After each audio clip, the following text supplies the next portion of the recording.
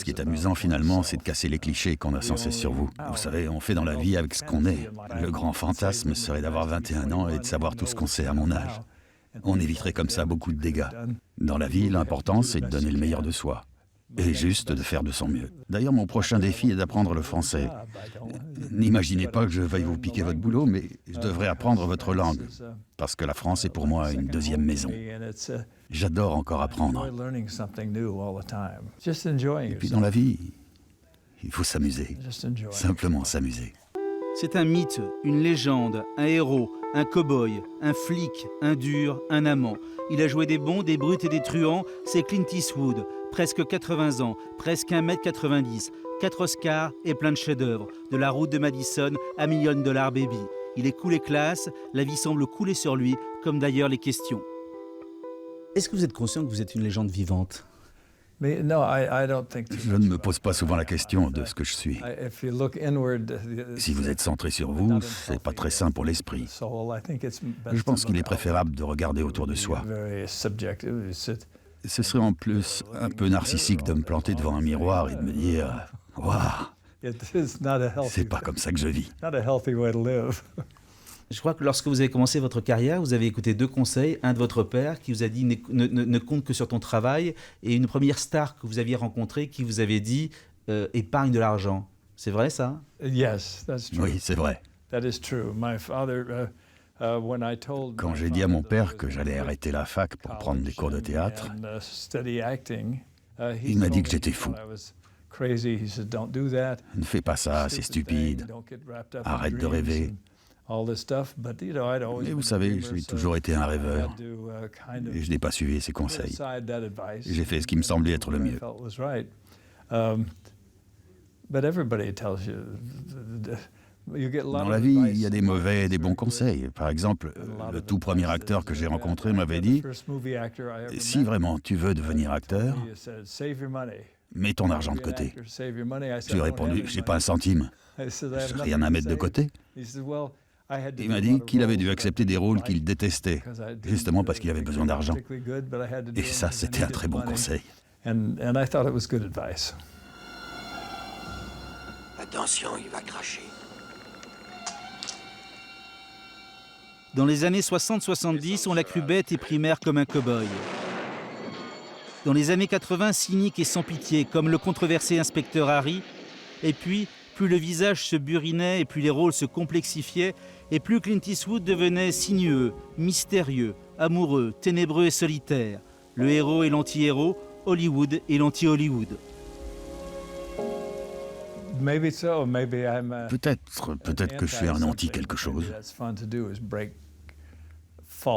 Ce qui est amusant finalement, c'est de casser les clichés qu'on a sans cesse sur vous. Vous savez, on fait dans la vie avec ce qu'on est. Le grand fantasme serait d'avoir 21 ans et de savoir tout ce qu'on sait à mon âge. On éviterait comme ça beaucoup de dégâts. Vous préférez l'homme d'aujourd'hui ou l'homme de 21 ans ? Je préfère aujourd'hui. Je ne vis pas dans le passé. Mais je suppose qu'à 20 ans, j'étais un jeune con. Est-ce que vous avez souffert à l'époque où, dans les années 80, on vous a identifié à cet horrible inspecteur qui, avec le revolver, peut s'exprimer ? Si les gens pensent à la fin d'un film que je ressemble au personnage que j'incarne, que c'est pas de la comédie, il n'y a pas pour moi plus beau compliment. Mais lorsque la critique s'est mise à s'interroger et se dire que vous étiez peut-être un affreux fasciste conservateur, ça vous a fait sourire ? Oui, ça m'a fait sourire. C'est tellement plus marrant d'interpréter un rôle très éloigné de vous que de jouer un personnage qui vous ressemble. Vous étiez copain avec Reagan, vous avez eu une petite carrière politique puisque vous avez été maire. Est-ce que vous avez imaginé un jour être président des États-Unis ? Vous auriez pu l'être, vu le charisme que vous avez. Non, j'y ai jamais pensé. C'est beaucoup trop de travail pour moi. Et en plus, c'est un job que j'aimerais pas.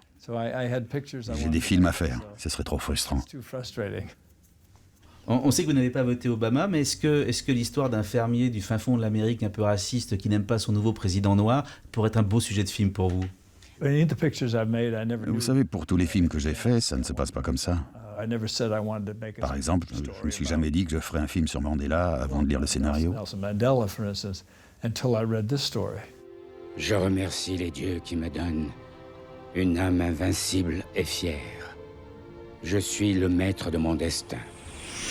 Je suis le capitaine de mon âme. Aujourd'hui, le président Mandela prend ses fonctions à Pretoria.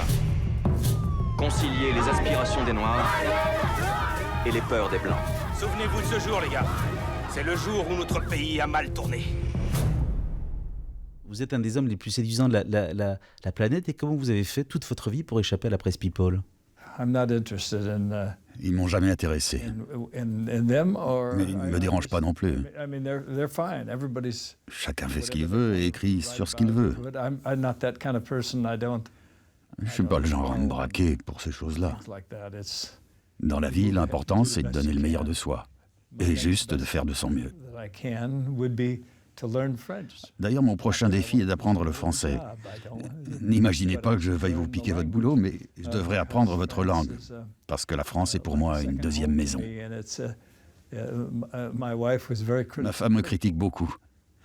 Je suis incapable de me débrouiller seul dans votre pays. Je ne sais dire que kiff kiff bourricot.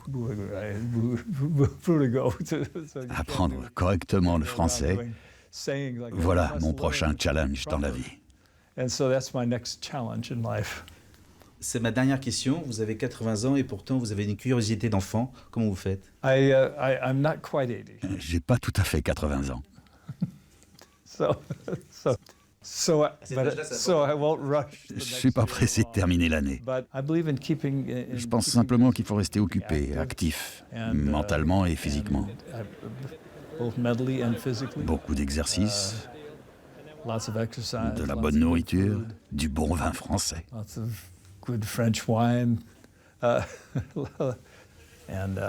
C'est ça mon secret. C'est pour ça que je travaille encore à mon âge.